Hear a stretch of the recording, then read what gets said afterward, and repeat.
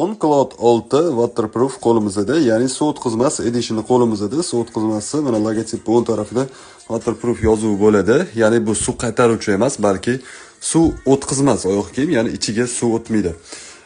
Yengillik bu ham Cloud 6 taqdim qilingandan keyin marhamat orqasidan sirazi waterproof ham taqdim qilindi. Adashmasam sotuvda 5-6 xil rasvetkasi bor. Hali post ham qo'ymadi, lekin zakaz oldi уже. Va xudo xolisa tez kunlarda ushbu obzor bilan birgalikda sizlarga havola qilamiz. O'sha rasvetkalarning narxi 220 bilan 250 o'rtasida chiqayotgan ekan, ayni damdagi yevro kursiga qarab.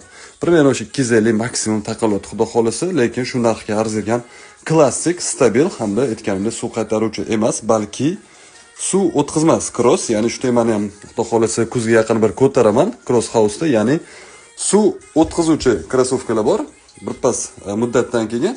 Lekin umuman suv qaytarmaydigan krossovkalar ham bor. Bu xuddi shunaqa suv o'tkazmaydigan, umuman suv o'tkazmaydigan krossovkaga kiradi, qaytaradi ham, o'tkazmaydi ham. Tavsiya qilaman, aytganimdek hamlaqa qo'shimcha iplari Cloud 6 ga doimgidek qo'shib berilyapti.